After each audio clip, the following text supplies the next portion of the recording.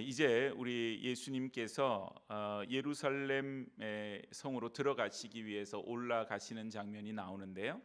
오늘 보니까 예루살렘으로 올라가려 하실 때에 17절에 그렇게 되어져 있고 18절에도 보라 우리가 예루살렘으로 올라가노니 이렇게 표현을 합니다. 이제 그리고 나서 우리가 저 뒤쪽에 29절을 보니까는 그들이 여리고에서 떠나갈 때에 큰 무리가 예수를 따랐다. 여리고라고 하는 것은 이스라엘 이렇게 지도가 길쭉하게 생겼을 때 말하자면은 아래쪽입니다. 그래서 말하자면 우리가 다 서울 간다 그럴 때 서울로 어떻게 간다 그래? 서울로 올라간다 그렇게 얘기를 하잖아요. 서울로 내려간다 그렇게 얘기는 안 하죠. 다 서울을 중심이 돼서 글로 올라간다 이런 얘기를 합니다. 예루살렘도 위쪽에 있기 때문에 여리고에서 올라간다 이런 표현을 쓰지요. 자, 그런데 이 올라간다라고 하는 말을 가만히 우리가 한번 생각을 해보면 사람들이 너나 할 거 없이 있다가 이제 제자들이 보면은 그 세베대의 두 아들 어머니가 와서 나중에 주님께서 우리의 아들 하나는 좌편 하나는 우편에 앉게 해달라고 그렇게 청탁하는 장면도 나오지만 사람들의 삶이 다 올라가기를 바라는 그런 마음이 있다라고 하는 것입니다. 내려가는 걸 원하지 않아요. 학생들은 성적이 내려가는 거 원하지 않고 올라가는 거 원하죠. 직장 생활하면서 그 직급이 올라가고 월급이 올라가는 걸 원하지 내려가는 걸 원하지 않습니다. 모든 사람들의 삶의 수준이 올라가는 것을 원해요. 내려가는 거 원하지 않아요. 그런데 여러분, 오늘 주님께서 가시는 길을 보면 지리적으로는 올라가고 있는데 주님은 어떻게 해요? 내려가시는 삶을 살아가고 있다. 주님은 십자가에 달리시기 위해서 그 길을 걸어가시는 것이고 그 삶은 누구든지 심지어는 예수님조차도 그 길을 할 수만 있거든 피하고 싶었던 내려가는 그런 길이었다라고 하는 것입니다. 그래서 오늘 여러분 우리가 신앙생활을 하면서 우리의 신앙이 어떤 부분에 대해서는 올라가야 될 것이 있고 또 어떤 부분에 대해서는 또 내려가야 될 것들이 있어요. 그래서 오늘 말씀을 중심으로 해서 뭘 올라가야 되고 뭘 내려가야 되는가 그 말씀을 한번 생각해 보고자 합니다. 첫 번째는 뭐냐 하면 우리의 눈은 자꾸 위를 향해 올라가야 된다라고 하는 것입니다. 오늘 이 이제 제자들 그 앞에서 예수님께서 이제 십자가 고난에 대한 그런 말씀을 다시 한번 하시고 또 부활하실 것도 말씀을 하셨어요. 그리고 나서 이제 20절에 보니까 그때 세베대의 아들의 어머니가 그 아들들을 데리고 예수께 와서 절하며 무엇을 구하니 예수님 물으십니다. 무엇을 원하느냐? 나의 이 두 아들을 주의 나라에서 하나는 주의 우편에 하나는 주의 좌편에 앉게 명하소서. 여러분 그 어머니의 이런 한결같은 소망은 어느 시대나 또 어느 지역을 초월해서 똑같은 그런 소망이에요. 자기의 자녀들이 다 잘 되기를 바라죠. 올라가기를 바라죠. 자기의 자녀가 죽기를 바라는 부모는 아무도 없습니다. 이 마찬가지예요. 지금 세베대의 두 아들의 그 어머니가 예수님께 와서 청탁하는 것은 이 두 아들을 주님의 나라 하나는 좌편 우편에 앉게 해달라 그런 이야기를 합니다. 오늘 여러분 예수님 물으시잖아요. 무엇을 원하느냐 물으실 때 바로 그 얘기를 하는 거거든요. 사람의 눈이라고 하는 것이 간사합니다. 그래서 우리가 눈으로 보는 것들을 우리가 생각하고 마음에 담기 마련이에요. 근데 그렇기 때문에 우리 성도들이 무엇을 보는가 또 어떻게 보는가라고 하는 것은 대단히 중요한 것입니다. 우리가 육신의 눈으로 똑같은 걸 봐도 믿음의 눈으로 보지 못하면 가나안 정탐꾼에서 12명이 갔지만 갈렙과 여호수아 외에 나머지는 현실적인 것을 알아내고 있잖아요. 보고하잖아요. 갈렙과 여호수아만이 다른 얘기를 해요. 그런데 여러분 그 10명의 정탐꾼의 보고가 잘못됐다고 생각하세요? 아니에요. 여러분 대단히 자기의 눈으로 정확하게 객관적으로 현실적으로 보았을 뿐이에요.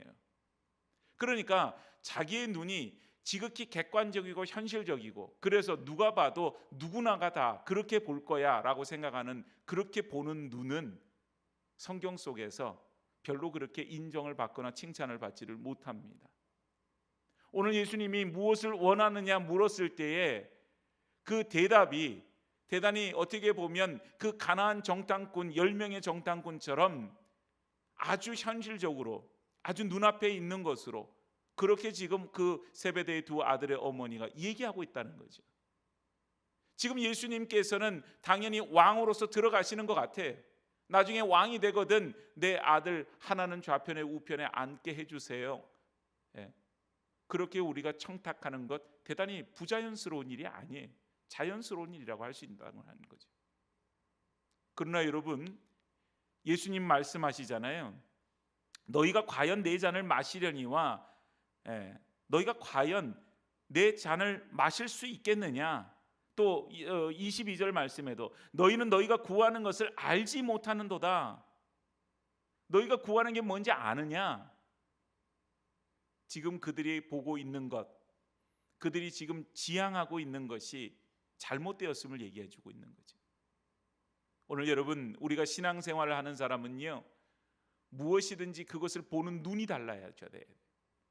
눈이 현실적이고 누구나가 다 생각할 수 있는 그런 현실적인 눈, 누구나가 다 볼 수 있는 그런 눈, 그런 눈을 가지고는 하나님의 일을 할 수가 없는 것이죠. 오직 우리의 눈은 바로 갈렙과 여호수아 같은 그런 눈, 주님이 걸어가시는 그 길을 볼 수 있는 그런 영적인 눈, 우리에게는 그 눈이 필요한 줄로 믿습니다. 세상적으로는 내려가는 길이에요. 누구도 그 길을 원치 않아요. 좁은 문 좁은 길이에요. 그런데 주님께서는 그 길을 향하면서 걸어가시면서 요청하십니다. 누구든지 아무든지 나를 따라오려거든 자기를 부인하고 자기 십자가를 지고 나를 쫓을 것이니라. 여러분, 믿음이 없으면 못 가는 길 아닙니까? 천국도 믿음이 있어야 가는 길이에요. 예수님 따르는 것도 믿음이 있어야 가는 길이에요.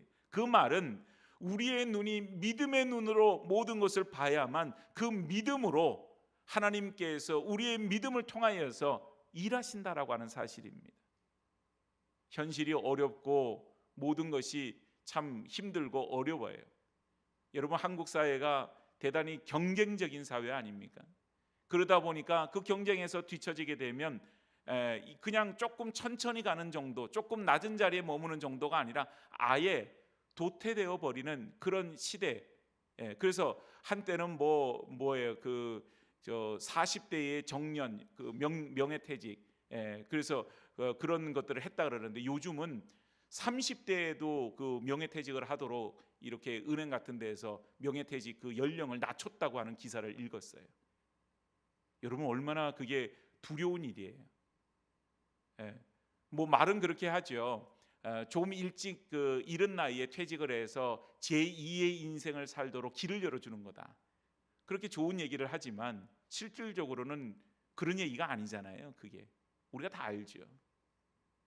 수많은 사람들이 그렇게 내몰리고 있지요.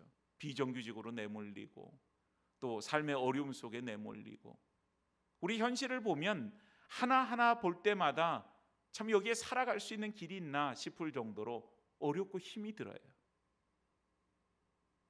바쁘게 살지 않으면, 뭔가 쫓기듯이 살지 않으면 살아갈 길이 없는 것처럼 그렇게 만들어버리는 사회, 그 사회가 우리 가운데 있지요. 그래서 많은 사람들이 지금도 스스로 목숨을 끊는 그런 일들이 너무 많이 있다고 하는 것이죠. 너무 많이 있죠. 사랑하는 여러분, 오늘 우리가 하나님 앞에서 가져야 되는 눈이 바로 그렇기 때문에 필요한 것입니다. 믿음의 눈을 가지지 못하면 그 일을 믿음으로 볼 수가 없어요. 육신의 눈으로는 육신의 것을 보게 되지 믿음으로 행해지는 걸 볼 수가 없지요. 믿음의 눈으로 본다고 하는 것은 하나님께서 내 삶의 주인이시고 하나님께서 그 일 가운데 역사하시고 일하시는 것을 보는 것입니다. 오늘 예수님 걸어가시는 길을 상상이나 했겠어요? 그 앞에서 말했습니다. 예수님 걸어가셔서 십자가에 달려 죽을 것이다, 그리고 3일 만에 부활할 것이다 말했지만 들어도 깨닫지를 못하는 거예요. 오늘 여러분, 우리가 영적으로 깨어있지 못하면 눈으로 보아도 보지를 못하고 들어도 듣지를 못하는 그런 영적인 무지함에 갇혀버리게 되어지죠. 그래서 여러분, 우리의 눈은 항상 하나님을 향해서 열려져 있어야만 합니다. 우리의 귀도 마찬가지예요. 그래서 우리의 눈이 올라가야 되고 우리의 귀가 올라가야 되고 그 위로부터 내려오는 그 말씀을 보고 들음으로 인하여서 우리의 삶이 하나님의 말씀으로 인도함을 받아야 된다고 하는 사실이에요. 이 세상은 점점점 악해갑니다. 그래서 우리가 세상을 살아가는데 점점 힘이 드는 거예요. 예. 옛날보다 경제적으로는 너무너무 지금 발전이 많이 됐잖아요. 여러분, 한때 우리나라가 국민소득 만불 시대, 2만불 시대 이런 얘기를 했어요. 그런데 작년 통계를 보니까는 우리나라 국민소득이 얼마냐? 3만 5천 불이 넘었더라고요. 그 장밋빛 그런 것으로 보면 2050년이 되면 우리나라가 7만 불 국민소득 시대가 될 거다. 이런 얘기도 해요. 믿기지도 않죠. 그리고 그게 나랑 무슨 상관이 있냐 싶을 정도로 상관없는 일처럼 그렇게 느껴지기도 합니다. 경제적으로는 막 그렇게 올라가요. 그런데 경제적으로는 막 올라가고 지표는 막 그렇게 어떻다 그러는데 내 삶은 자꾸 내려가는 거예요. 상대적으로. 옛날처럼 보릿고개가 있는 것도 아니고 옛날처럼 이런저런 먹고 사는 문제로 인해서 고민스럽고 그런 것도 아님에도 불구하고 삶은 자꾸 내려가는 것 같은 거죠. 오늘 우리의 삶은 그런 환경 속에 있지 않습니다. 우리의 눈을 들어서 하나님을 보고 우리의 믿음으로 하나님 앞에 온전히 고백하며 우리가 믿음으로 그것을 바라보며 살아갈 때 거기에 우리의 살 길이 있고 거기에서 우리는 하나님을 만날 수가 있게 되어지는 것이죠. 사랑하는 여러분, 오늘 세베대의 그 두 아들의 어머니뿐만 아니라 제자들도 똑같은 지금 심정 아니에요. 다 올라가기를 원하는 거예요. 그래서 이 제자들이 그 말을 듣고 막 분개를 하는 거죠. 어떻게 그 두 아들을 주님의 그 좌편과 우편에 앉도록 그렇게 요청할 수 있느냐? 막 그렇게 얘기를 하죠. 그런데 여러분, 정작 그 길은 뭔지를 모르는 거예요. 오늘 우리가 영적으로 어두워지면, 우리의 눈이 가리워지게 되면 우리의 눈은 한없이 아래로만 내려갑니다. 그 아래로 내려간다는 개념이 가난하고 정말 궁핍하고 어려운 삶을 살아가는 사람들을 향해 있다는 그런 것이 아닌, 정말 보잘것없고 하나님 입장에서, 우리 입장에서는 그게 좋아 보이지만 하나님 입장에서는 정말 한 줌의 재화도 못한 그런 것들에만 우리의 눈이 둘 수밖에 없다고 하는 사실이죠. 사랑하는 여러분, 오늘 우리의 눈을 믿음의 눈으로 세워나갈 수 있기를 축복합니다. 눈을 들어 주님을 바라보고 주님을 향해서 우리의 눈을 열어서 그 주님을 바라보고 주의 음성에 귀를 기울여 그 말씀을 듣고, 그리고 우리의 눈이 세상의 눈과 똑같은 눈이 아닌, 올라가는 눈이 아닌 정말 믿음의 눈, 믿음의 눈, 그 눈을 가지고 우리가 세상을 바라보고 또 그 일로 인하여서 하나님께서 우리 가운데 일하시는 것을 우리가 믿음의 눈으로 온전히 바라볼 수 있기를 주님의 이름으로 축복합니다. 여러 가지 삶을 살다 보면 고비가 있고 어려움이 있고 다 그래요. 교회 일이든 세상 일이든 다 일반 마찬가지입니다. 늘 여러분 이렇게 그냥 그 탄탄대로 아무런 그런 문제 없이 소위 말하면 만사형통하리라 그런 것들로만 이렇게 이루어지겠어요. 요셉의 삶을 보세요. 그가 애굽의 총리가 되는 그런 과정을 보면은 정말 세상적으로 보면 세상에 17살 나이에 팔려가서 노예 생활하다가 거기서 감옥 생활이도 하죠. 별의별 고생을 다 하는 거예요. 남들이 하지 않을 고생을 다 하는 거예요. 근데 그가 33세 나이에 총리가 되었다 애굽에, 그것만을 우리는 보지요. 총리가 된 이후에 그의 삶은 과연 탄탄대로였을까? 아마도 성경에 기록되어 있지 않았지만 엄청나게 많은 어려운 일들이 그 속에서도 있었을 거예요. 그런데 여러분, 한 가지 확실한 게 있습니다. 요셉의 삶이 때로는 감옥에 있거나 때로는 노예 생활에 있거나 때로는 총리로서 살면서 나라를 국정을 운영할 때 이런저런 어려움을 겪어도 요셉은 어때요? 하나님 앞에 서 있었던 사람이에요. 하나님이 요셉과 함께 하셔서 그의 삶이 형통케 되었다 그랬습니다. 요셉은 총리로서의 어떤 그런 권세를 부렸던 삶이 아닌 하나님이 함께 하시는 형통의 삶을 살았을 것이라고 그렇게 저는 믿습니다. 오늘 여러분, 우리가 어려움이 없어서 형통의 삶이 아니에요. 어려움이 있어도 믿음의 눈으로 하나님을 바라보게 되고 하나님을 의지하게 되고 하나님과 동행하는 삶을 살게 되면 그것 자체가 이미 형통의 길로 들어선 줄로 압니다. 오늘 우리의 삶이 오직 믿음의 눈을 들어 주님을 바라보고 주님께서 역사하시고 주님께서 우리 가운데 함께 하시는 그 놀라운 그런 은혜의 삶을 살아가는 그런 귀한 영적인 눈을 가질 수 있기를 주의 이름으로 축복합니다. 그래서 주님이 뭐라고 말씀하시느냐, 25절 말씀을 보니까 이렇게 얘기합니다. 제자들을 불러다가 이르시되 이방인의 집권자들이 그들을 임의로 주관하고 그 고관들이 그들에게 권세를 부리는 줄 너희가 알거니와. 그들이 높아지고자 올라가고자 했던 그것은 바로 이런 것이라는 거죠. 목에 딱 힘주고 좋은 옷 입고 높은 자리에 앉아서 명령하고 지시하고 그 모든 사람들을 임의대로 주관하고 마음대로 부릴 수 있고 그런 어떤 권세 있는 삶, 그것이 올라가는 삶의 그런 표본이에요. 그런데 26절에 주님이 말씀하시는 것은 너희 중에는 그렇지 않아야 하나니, 너희 중에는 그렇지 않아야 하나니, 너희 중에 누구든지 크고자 하는 자는 너희를 섬기는 자가 되고 너희 중에 누구든지 으뜸이 되고자 하는 자는 너희의 종이 되어야 하리라. 으뜸이 아닌 자리, 높아지고자 하는 자리, 그거에 반대되는 것이 낮아지는 자리일 테고, 으뜸이 되고자 하는 데서도 반대가 되는 것이 그 으뜸이 되는 것에서 밑으로 처지는 그런 삶인데 누구든지 그걸 원하겠어요? 그런데 오늘 예수님께서 오신 목적을 28절 말씀에 말합니다. 인자가 온 것은 섬김을 받으려 함이 아니요 도리어 섬기려 하고 자기 목숨을 많은 사람들의 대속물로 주려 함이니라. 예수님께서는 전부를 내어줄 만큼 낮은 자리에 임하셨어요. 예수님이 어디에 태어나셔서 어디에 누우셨다고요? 마구간 말구유에. 존귀하신 예수님께서 그 자리에 머무실 이유가 없었을 텐데 그 마구간에 태어나셔서 말구유에 누이셨어요. 마구간은 사람이 머무는 곳이 아니죠. 어떻게 보면 그 짐승들이 머무는 이 세상 속에서 말하자면 가장 비천하고 낮은 자리에 오신 예수님, 늘 예수님이 함께 하셨던 것은 세리와 창기와 죄인들과 함께 먹고 마시며 그들과 지냈던 것을 보게 되어집니다. 오늘 여러분, 누구든지 그렇게 살기를 원하는 사람은 아무도 없어요.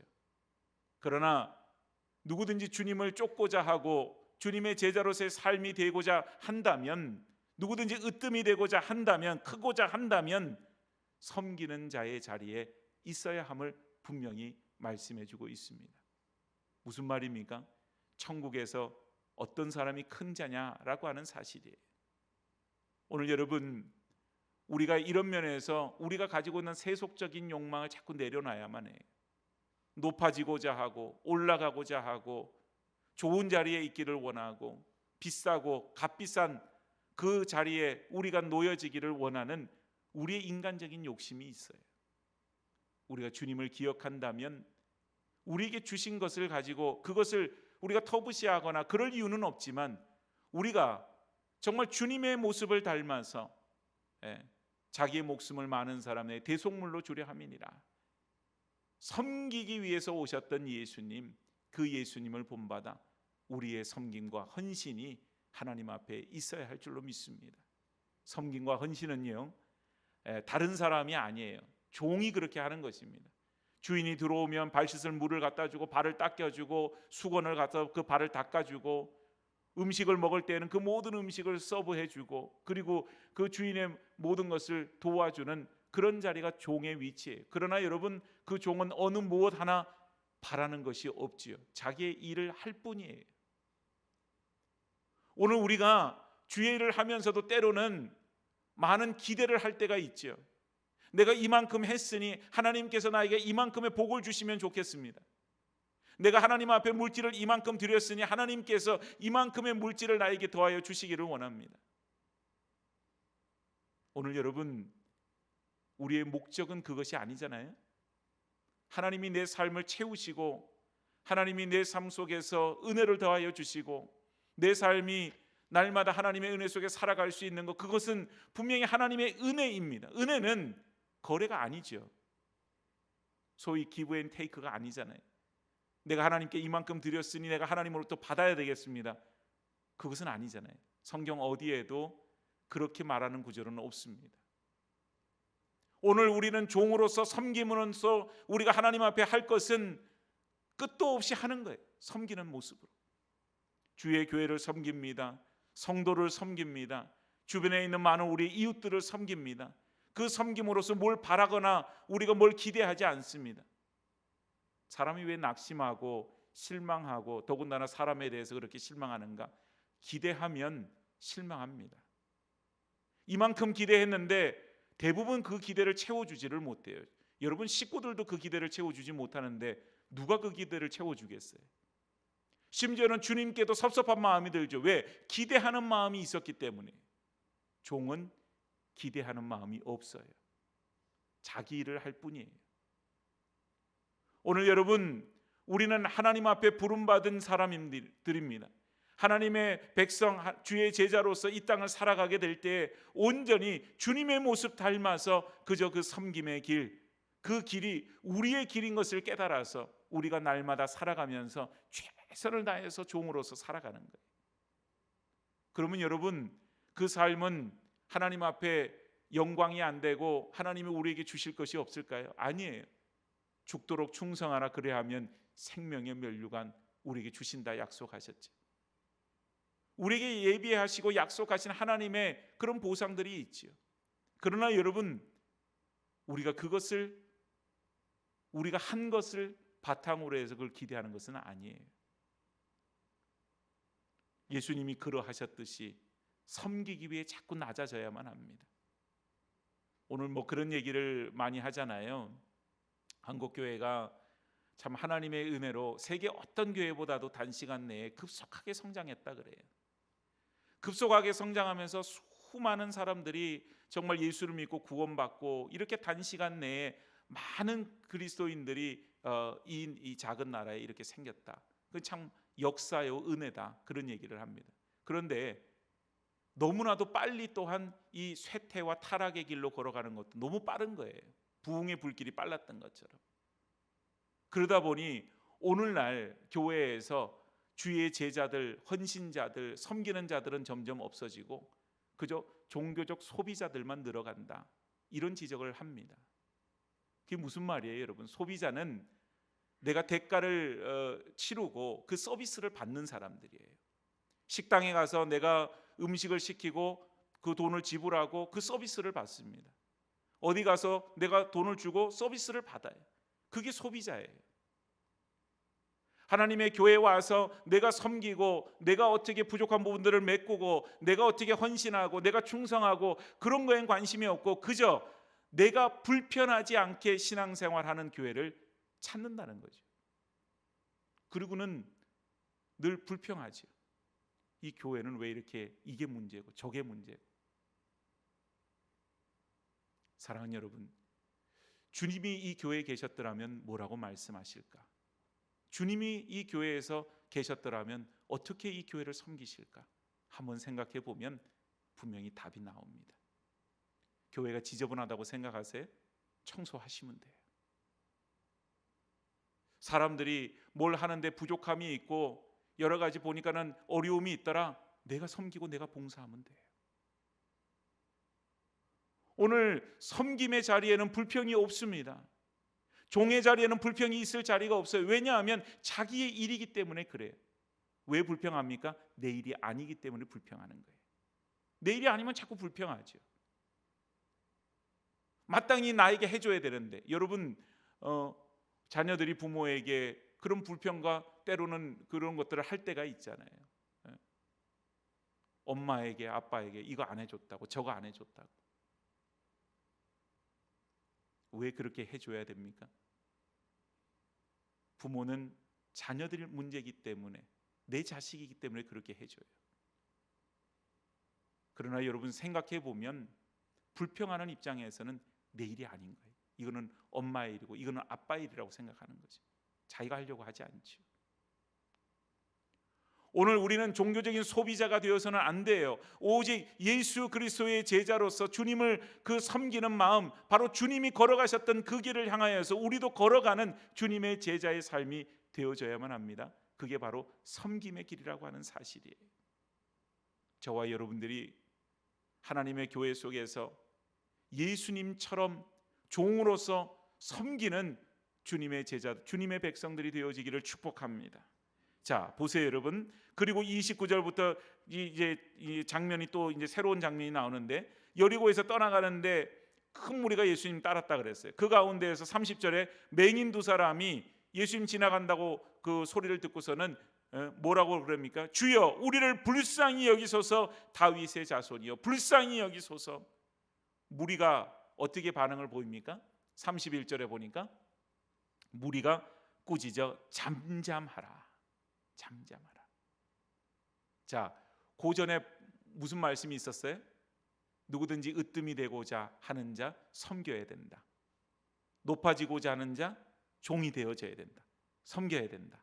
그래서 인자가 온 것은 섬김을 받으려 함이 아니라 도리어 섬기려 하고 자기 목숨을 많은 사람들의 대속물로 주려 함이니라. 예수님 그렇게 오신 목적도 말씀하시고 섬겨야 된다, 섬겨야 된다 말씀하셨는데, 지금 맹인 두 사람이 나를 불쌍히 여겨달라고, 고쳐달라고 소리 지르니까 무리가 하는 반응은 조용히 해, 조용히 해. 무슨 말이에요, 여러분? 자기 입장에서 그 시끄러운 소리가 듣기가 싫은 거죠.